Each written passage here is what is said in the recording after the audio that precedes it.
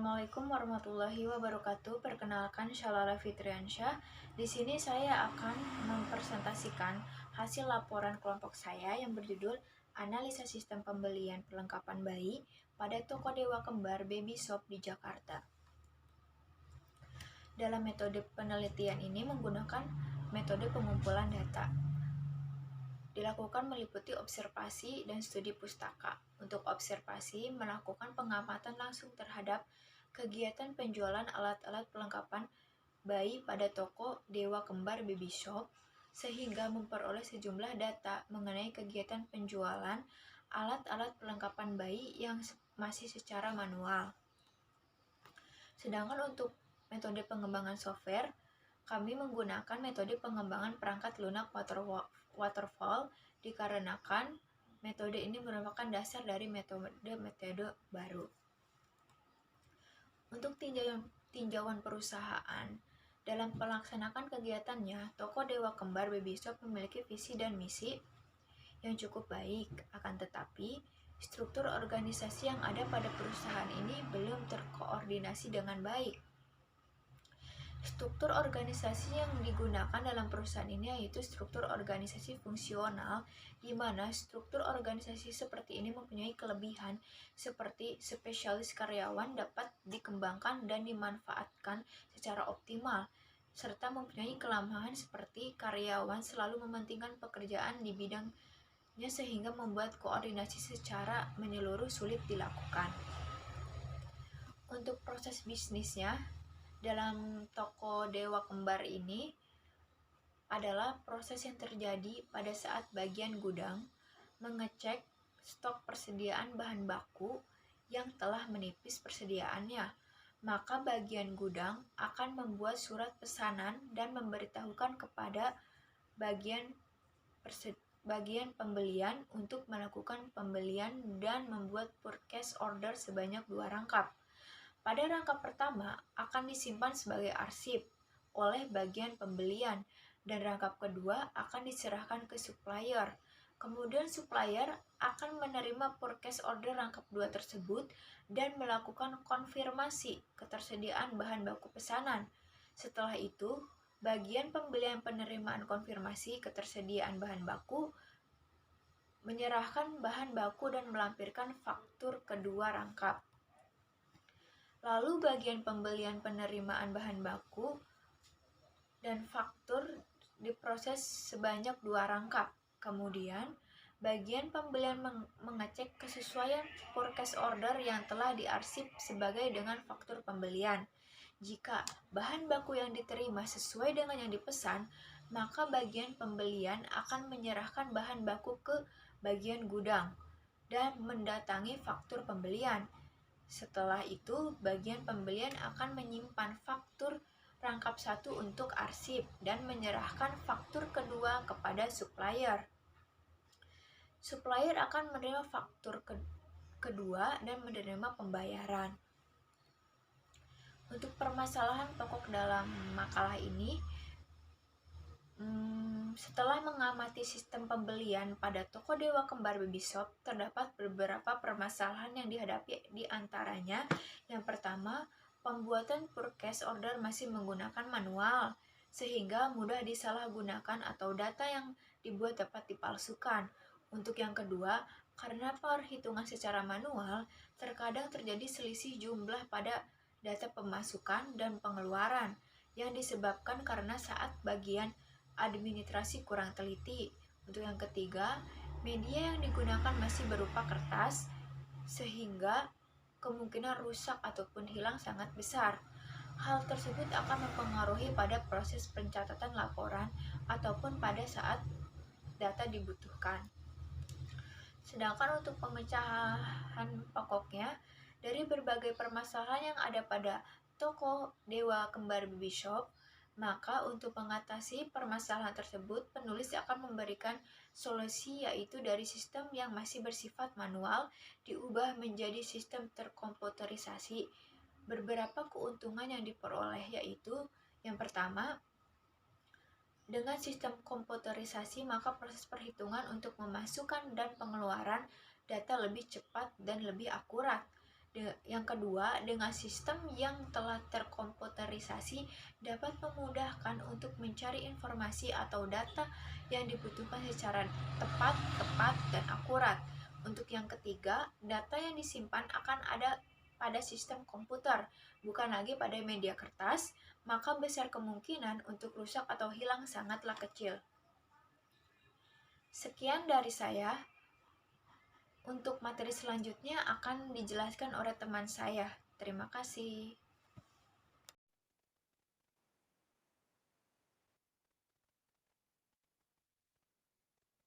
Assalamualaikum warahmatullahi wabarakatuh. Perkenalkan, saya Safira Devi Putri.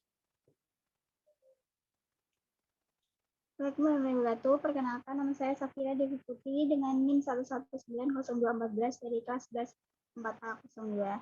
Di sini saya ingin melanjutkan presentasi dari teman saya sebelumnya. Saya akan menjelaskan tentang analisa kebutuhan software. Apa itu analisis kebutuhan software? Analisis kebutuhan software merupakan langkah awal untuk menentukan gambaran perangkat yang akan dihasilkan ketika pengembang melaksanakan sebuah proyek pembuatan perangkat lunak. Perangkat lunak yang baik dan sesuai dengan kebutuhan pengguna sangat tergantung dalam melakukan analisis kebutuhan.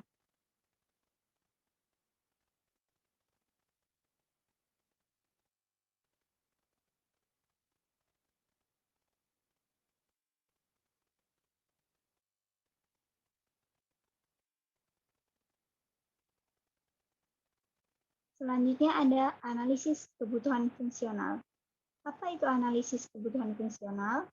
Analisis kebutuhan fungsional adalah kebutuhan yang berisi proses-proses apa saja yang nantinya harus disediakan oleh sistem, mencakup bagaimana sistem harus bereaksi pada input tertentu dan bagaimana perilaku sistem pada situasi tertentu.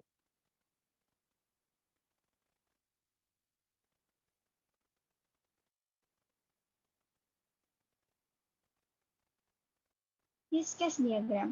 Use case diagram menggambarkan efek fungsional yang telah diharapkan oleh sistem sehingga antara konsumen dan pengguna sistem paham dan mengerti mengenai kegunaan sistem yang akan dibangun. Suatu model yang sangat fungsional dalam sebuah sistem yang menggunakan aktor dan use case.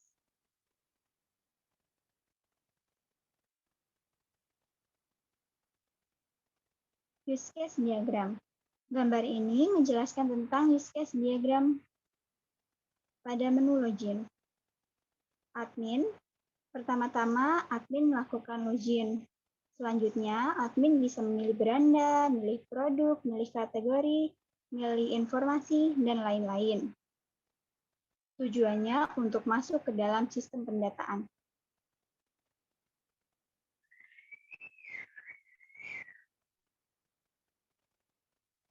Selanjutnya ada use case penjualan online member. Gambar ini menjelaskan tentang use case diagram pada sistem penjualan online member. Bagian user melakukan login. Kemudian setelah melakukan login, user bisa memilih daftar member, memilih beranda, memilih produk, memilih testimoni, memilih tentang kami, memilih informasi, dan lain-lain.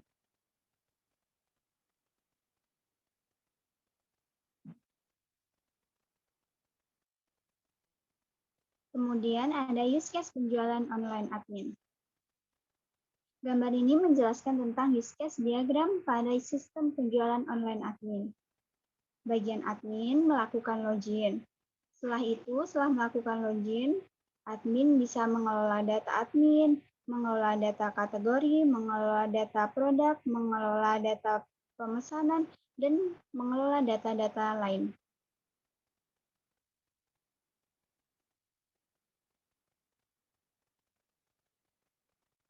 Activity diagram. Activity diagram yaitu proses yang menggambarkan tentang aliran kerja atau alur kerja. Di sini activity diagram penjualan online. Jadi di sini menjelaskan tentang bagaimana proses terjadinya penjualan online itu.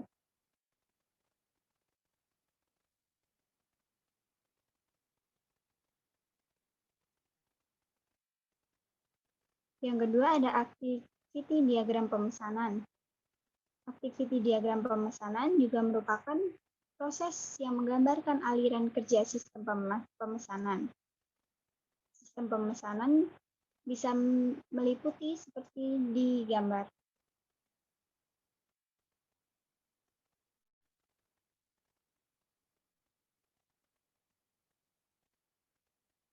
Desain.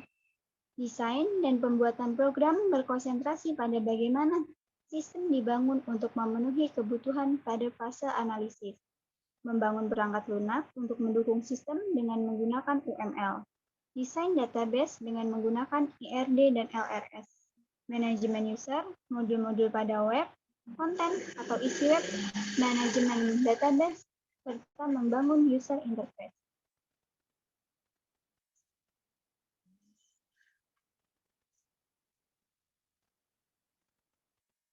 Entity Relationship Diagram atau yang biasa kita sebut ERD. Penggambaran proses relasi yang telah dibuat pada diagram alir data sehingga berhubungan antara entity relational diagram dapat terlibat dan melibatkan rancangan file-file di dalam database. Berikut adalah ERD yang dibuat untuk sistem pendataan analisa laporan keuangan penjualan perlengkapan bayi dewa kembar Baby Shop. Bisa kita lihat seperti itu contoh ERD-nya.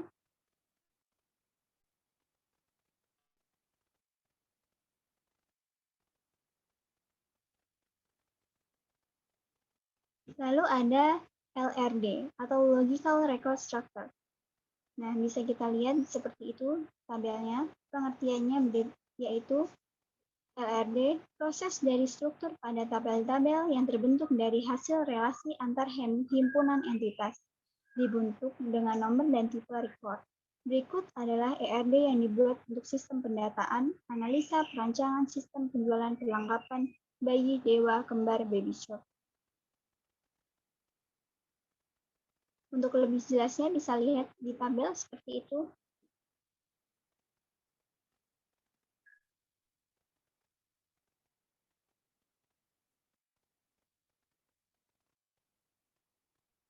Spesifikasi file. Spesifikasi file menjelaskan tentang file atau tabel yang terbentuk dari transformasi ERD dan file-file penunjang untuk web. Dan file-file ini tersimpan pada dengan parameter-parameter yang telah ditentukan. Kelas diagram. Apa itu kelas diagram? Kelas diagram merupakan sebuah spesifikasi yang jika diinstalasi akan menghasilkan sebuah objek dan merupakan inti dari pengembangan dan perancangan berorientasi objek.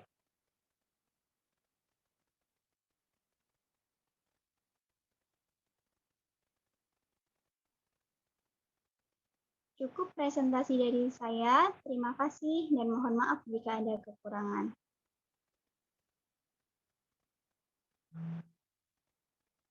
Assalamualaikum warahmatullahi wabarakatuh. Nama saya Muhammad Farhan. Saya ingin melanjutkan presentasi dari teman saya. User Interface. User Interface merupakan tampilan visual dari sebuah produk yang berfungsi untuk menjembatani sistem dengan user atau pengguna, di mana tampilan UI bisa berupa warna, bentuk, serta tulisan yang didesain dengan semenarik mungkin. Namun secara sederhana, UI dapat diartikan sebagai tampilan suatu produk dilihat oleh pengguna atau user. Menurut Mathiasen dalam Noerlina et al. 2007 mendefinisikan bahwa user interface adalah interface yang dibuat untuk user. Biasanya user interface dibuat dalam bentuk dialog yang saling berhubungan antara menu, tombol, dan layar navigation diagram. Deployment diagram. Deployment diagram menggambarkan tata letak secara fisik yang menampakkan bagian-bagian software yang berjalan pada hardware untuk mengimplementasikan sebuah sistem dan keterhubungan antara komponen hardware. Development diagram adalah diagram yang digunakan memetakan software ke processing node, menunjukkan konfigurasi elemen pemproses pada saat runtime, dan software yang ada di dalamnya. Diagram ini adalah salah satu diagram yang paling penting dalam tingkat implementasi perangkat lunak dan kadang-kadang ditulis sebelum coding. Code generation. Pada tahapan ini penulis menggunakan bahasa pemrograman Hypertext Processor (PHP) MySQL. Adapun sistem yang dibangun termasuk ke dalam pemrograman terstruktur. Testing. Pada penelitian ini, peneliti menggunakan pengujian eksternal black box dengan melakukan pengujian terhadap aplikasi dengan cara mengecek satu persatu link dengan menggunakan tabel pengujian. Apakah link tersebut sudah mengandung tingkat validasi yang benar dan optimal? Hal ini dilakukan untuk meminimalisir kesalahan, error, dan memastikan keluaran yang dihasilkan sesuai dengan yang diinginkan. Spesifikasi hardware dan software. Proses setelah apa yang dibutuhkan selesai, dikumpulkan dan sudah lengkap, maka desain kemudian dikerjakan. Proses multilangkah yang fokus pada desain pembuatan program perangkat lunak, termasuk struktur data, arsitektur perangkat lunak, representasi antarmuka, dan prosedur pengkodean. Bab 4 penutup. Kesimpulan. Penelitian ini bertujuan untuk menganalisis dan merancang sistem informasi akuntansi pada siklus penjualan perusahaan dagang toko Dewa Kembar Baby Shop untuk meningkatkan pengendalian intern dan untuk menyediakan informasi yang berguna untuk pihak manajemen perusahaan. Sistem informasi akuntansi adalah suatu sistem yang bertugas mengumpulkan data dari kegiatan-kegiatan perusahaan dan mengubah data tersebut menjadi informasi, serta menyediakan informasi bagi pemakai di dalam maupun di luar perusahaan. Dan kesimpulan, karakteristik si A meliputi: si A melaksanakan tugas yang diperlukan, berpegang pada prosedur yang relatif standar, menangani data terinci, berfokus historis, menyediakan informasi, pemecahan masalah. Peranan sistem informasi akuntansi adalah memperbaiki kualitas dan mengurangi biaya dalam menghasilkan barang atau jasa, memperbaiki efisiensi, memperbaiki pengambilan keputusan, menciptakan keunggulan kompetitif, pengolahan data dalam si A yaitu pengumpulan data, manipulasi data, penyimpanan data, penyiapan dokumen. Salah satu contoh si A adalah sistem distribusi barang, sistem penjualan barang, dan sistem penyimpanan persediaan pada toko Dewa Kembar Baby Shop. Saran. Berdasarkan hasil penelitian, pembahasan, dan kesimpulan, penulis memberikan saran yang diharapkan dapat berguna bagi perusahaan ini sebagai berikut. Dalam hal memaksimalkan penggunaan sistem informasi akuntansi penjualan tunai adalah dengan adanya sistem pengendalian internal auditor. Keunggulan sistem pengendalian internal adalah untuk mencegah terjadinya kecurangan dalam pemrosesan aktivitas penjualannya, baik pada bagian akuntansi maupun pada bagian-bagian yang lainnya. Dengan aktivitas yang semakin berkembang, sistem informasi akuntansi penjualan tunai akan membuat pengendalian penjualan tunai yang lebih baik. Hal-hal yang perlu diperhatikan untuk menjalankan sistem pengendalian internal adalah diperlukan staf yang khusus menangani pengendalian internal perusahaan. Daftar pusaka sebagai berikut. Terima kasih. Kurang lebihnya mohon maaf apabila ada kesalahan dan kekurangan dari presentasi kami. Wassalamualaikum warahmatullahi wabarakatuh.